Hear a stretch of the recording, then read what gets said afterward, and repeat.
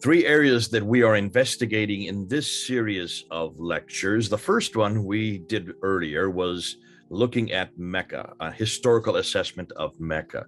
Today, we're going to be looking at a historical assessment of sources and early Islam, really looking at who is this Muhammad, where did he come from, and did he actually even exist, which is a huge question to ask. And then the next lecture will be on a historical assessment of the Quran itself. Now, that could be an entire series of lectures in and of itself. The Quran is such a big area, a big subject, but that will wait for later. Remember what we said earlier in the last lecture.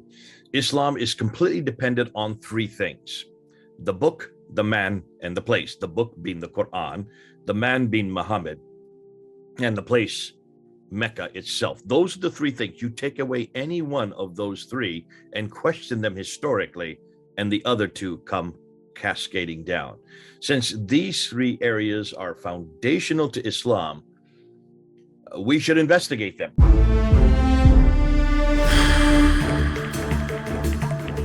Welcome to Events and History, where we explore the origins, teachings, and historical development of Islam with a fact-based, analytical approach. From the very beginning, Islam's earliest stories have been wrapped in layers of tradition, repetition, and unchallenged assumptions. But what happens when you stop accepting the narrative at face value and actually examine the sources themselves? In this episode, we dive straight into that uncomfortable territory, because today, Dr. J. Smith takes on one of the most foundational pieces of Islamic history, the official biography of Muhammad. And he doesn't just critique it, he dismantles it. With sharp historical analysis, cutting-edge research, and a fearless willingness to follow the evidence wherever it leads, Dr. J exposes cracks in the narrative that most people have never even heard about. The gaps, contradictions, missing geography, late writings, and political motives behind the early Islamic storytellers, nothing escapes scrutiny.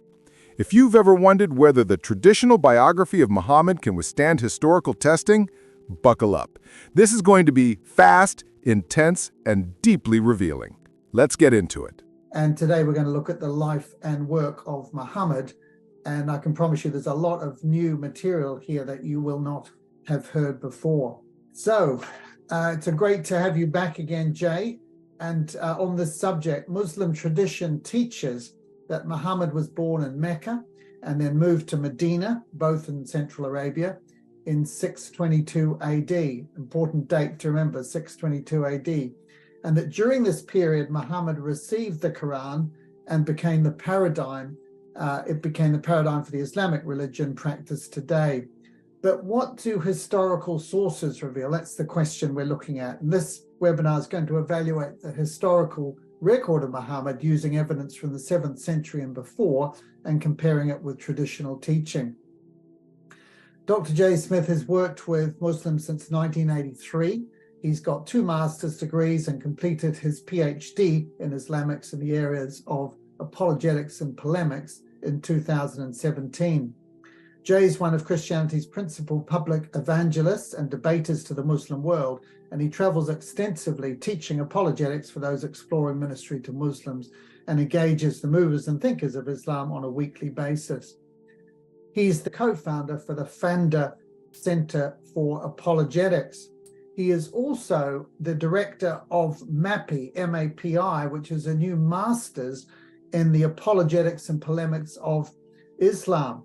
This is coming out of Veritas University in California, and you can do it online over 2 years, Monday nights, and I can promise you that is a brilliant new program, and there'll be more information of that when we write to you after the webinar. But Jay, just a pleasure to have you back again today, and we look forward to more enlightening stuff on the history of Islam. Thank you. Great, thanks, Peter. Let's get right into the PowerPoint.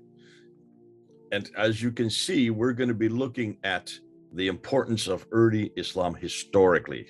This is another way of saying we're going to be looking at Muhammad. This is the newest research on the historical problems with the Islam's origins, which is an area very few people have looked at. And that's why for many of you, much of what I'm going to say today is probably new.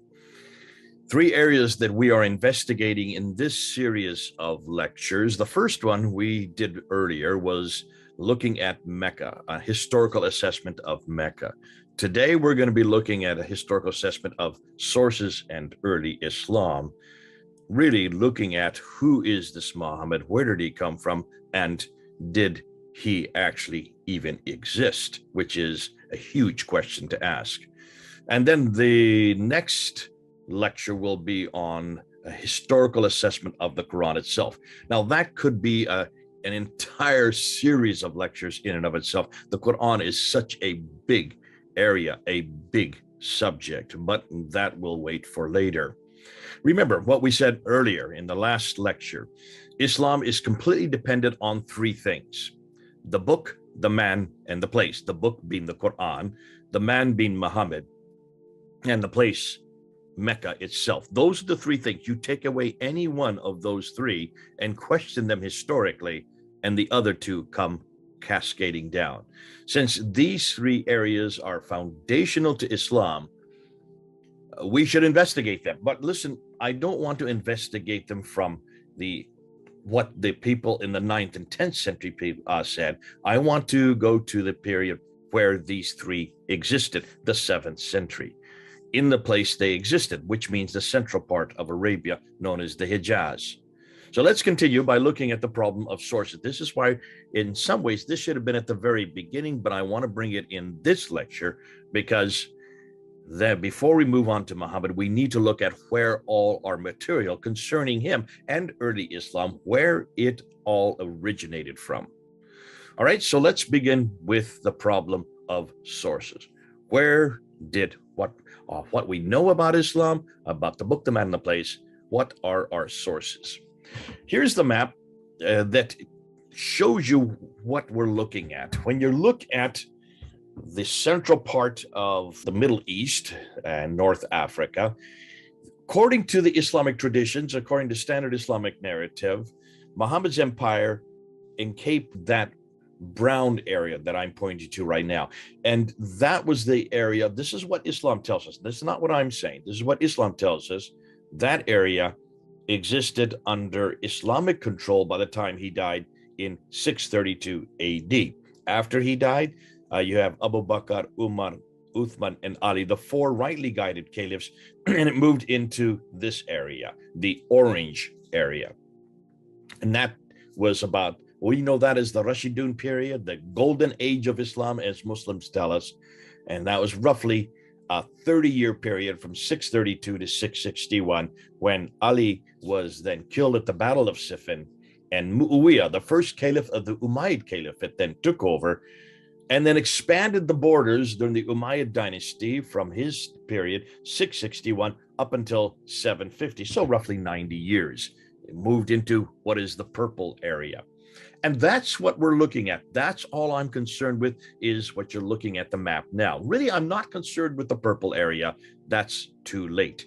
Well, parts of the purple area, yes, but I'm more concerned with the brown and the orange area. That's where the story took place. That's how Islam began in that area. So let's really zero in to that brown and the orange area. And let's look at a timeline, because this is what Muslims tell me. This is the only story you ever heard. This is the narrative from the standard Islamic narrative, from the Islamic traditions concerning Islam's emergence. Islamic traditions tell us that Muhammad was born in 570 AD in Mecca, that the Quran was revealed starting in 610 AD, and that in the 621 AD, in the middle of the night there in Mecca, Muhammad was woken up, told to get on the back of a winged horse by the angel Gabriel, and he flew up on this winged horse called the Burak up to Jerusalem, where he then ascended the seven heavens up to meet with Allah, and Allah told him to pray 50 times a day. He comes down to the fifth heaven. Moses is in the fifth heaven and says, how many times did he ask you to pray? He said 50. So he says, no, go back and see if you can get it down. So he bounces back between the seventh and the fifth heaven and brings the prayers from 50 to 45 to 30 to 15, 10 down to 5 prayers. Once he gets it to 5 prayers, Moses says, okay, go back to earth. That's enough. That's why we have prayers today. That happens in 621. In 622, the next year, he then leaves Mecca, moves up to Medina, which is just north of Mecca, up on the plateau. And there he then creates the Islamic Khilafah. The first Khilafah was then created under his authority in 622. In 630, he comes back and he conquers Mecca. So then he expands his borders, starts to move out, and through that whole central part of Arabia, he then takes under his control, and then he dies in 632. So that's Muhammad's life. From 570 to 632, this is what every Muslim knows. This is what you know. This is the only narrative that we have been taught. When he dies, Abu Bakr takes over for 2 years. He dies peacefully in 634, expands the borders beyond that central part of Arabia, up to the north and also to the west and the east. Umar then takes over after Abu Bakr dies, and he does the greatest expansion, pushing the borders all the way out to Afghanistan in the east, to Turkey in the north, and to Tripoli in the west. He is killed in 644, 10 years later. Uthman then takes over, and Uthman is the one that's best known as the one who then compiled the Quran in its complete form. So the Quran we have in our hands today is his, and of course that happened in 652. He is then killed in 656, and Ali, the adopted son of Muhammad, then takes over, and he only rules for 5 years. All of these 4 men are there in Medina. That's where the headquarters is. That's where they're ruling. And then he is killed at the Battle of Siffin in 661 by Muawiyah, who then creates the Umayyad dynasty. So that is the story of Islam. There you have it on a timeline, visual, so you can see it. That is their story, not my story. But of course, that's the only story you have. Now, Islam was therefore fully formed in the Hijaz by 661. Here's the question. How do we know all of the above? How do we know everything that we're looking at? How do we know any of those instances or any of those historical events? Where does the material come from that talks about Muhammad's birth or the Quran being revealed or Abu Bakr, Umar, Uthman, and Ali? Where do we go to find out about all this material? You'd like to ask, right? Well, let's look. Let's put another timeline on, and let's see what this timeline tells us. Now, according to what Islam tells us, this is this is still their material. I'm not making this up. Everything I'm going to be saying comes straight out of their traditions. This is what the traditions tell us, that Muhammad dies again in 632. We know that. And how do we know it? Because of the biography of Muhammad, known as the Sirah. And the Sirah was first written by this guy here, Ibn Ishaq. Notice his date when he died. He dies in 765 AD. Hold on a minute. Muhammad dies in 632. This is 765. That's 130 years after Muhammad's death. We get the first biography of Muhammad written down. But hold on a minute. This book here that I have in my hand, I don't know if you can see it. This is his book. This is the biography of Muhammad. This is what we're told. All of us are told that this is the book that Ibn Ishaq wrote. In fact, it even says Ibn Ishaq. There it is on the cover. But this is not from Ibn Ishaq. None of it is from Ibn Ishaq. It all comes from this guy here, Ibn Hisham. Look at his death date. He died in 833 AD. Ibn Hisham is the one that gives us the story of Muhammad. He claims that he takes some of what Ibn Ishaq says, threw out much of it because he didn't trust it, and only wrote down what he wanted. So really, the biography of Muhammad does not come from Ibn Ishaq. It comes from Ibn Hisham. So let's throw away Ibn Ishaq. Don't need him because we have nothing written by him. Now, there's another biography, Al-Waqidi. He dies in 835. But do you notice how late this is after Muhammad? All right, just look at the dates. Now, for Muslims, the Sirah is not that important. What's more important are the Hadith. These are the sayings of Muhammad, and they were first written down by a guy named Al-Bukhari. He died in 870. Another one is Sahih Muslim. He died in 875. Another is Tirmidhi, 884. Ibn Majah, 887. Abu Dawud, 899. Nisai, 915. Before I get into that, those are the sayings of Muhammad. I have them in blue, a different color, so you can see them easily. And you notice that they are 240 years after Muhammad's death. But that's still not the rest of the traditions. You have two other forms known as the tafsir and the tahriq, the commentaries and the histories. And the first one to write that genre of material down is Al-Tabari, who died in 923. That's the 10th century. So the earliest we get of anything written about Muhammad or early Islam, about anything that's happening on the emergence of Islam, comes 200 years after Muhammad's death. I want to put up Abd al-Malik here because he comes in 692, and he is the one that introduces the name Muhammad. He puts it on the Dome of the Rock. He puts it on the inscriptions and also on the coins. We're going to talk about him later. That's 141 years before Ibn Hisham writes it down, but he has that intervening 140 years where Muhammad's name starts to take shape. But it's these people, the Abbasids, who come to power in 749, 750, who are actually the ones that give us the Muhammad we have today. They are the ones that introduce the narrative you all read today. And before their time, it was not the same narrative. Why? Well, because we're going to go back to what comes earlier than the Abbasids to find out what happened.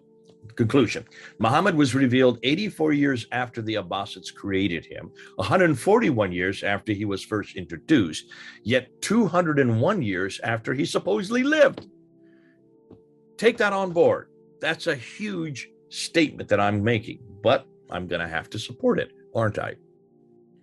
Now, that's not the only problem. Look at the distance and direction of these different authors. The Islamic traditions say everything happened in those two cities, Mecca and Medina, in the central part of Arabia on the western side. Yet all of the writers, the traditions, worked in Baghdad, which is 1,200 miles too far north. Ibn Hisham, the one who wrote the Sirah, is from Basra, but he grew up in Cairo. He also did his writing in Baghdad, but you notice he lives over 900 to 1,200 miles away. Al-Bukhari, who writes the Hadith, is from Bukhara, which is in Uzbekistan. That is 2,600 miles away from Mecca, Medina. Al-Tabari, who wrote the Tafsir and the Tahriq, is from Tabaristan.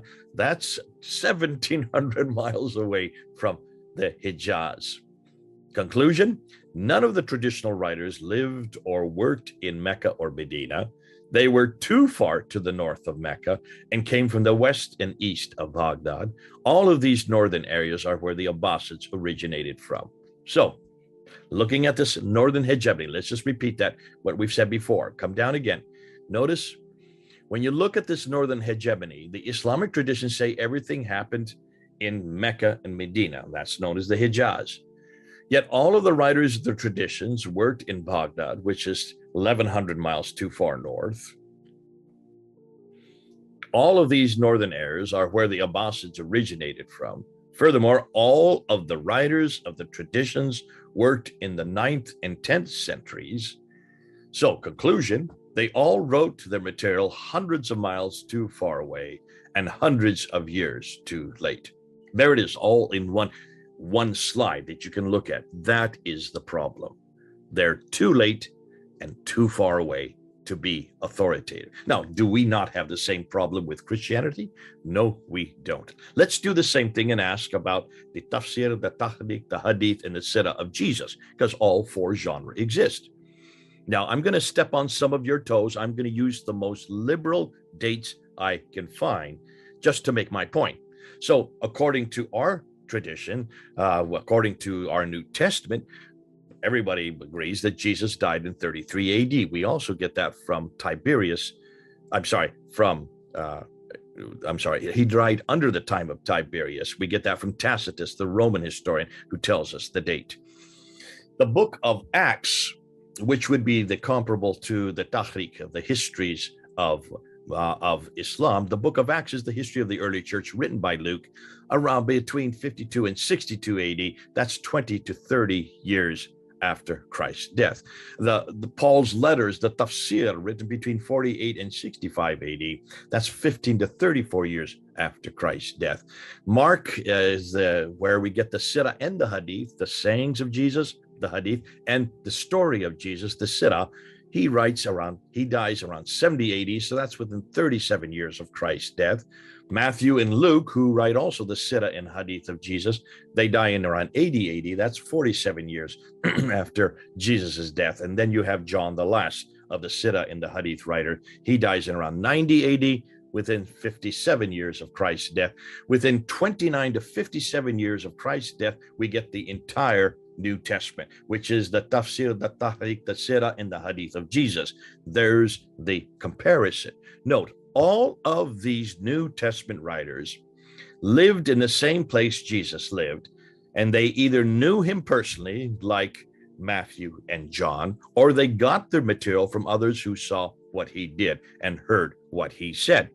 Can you see that difference?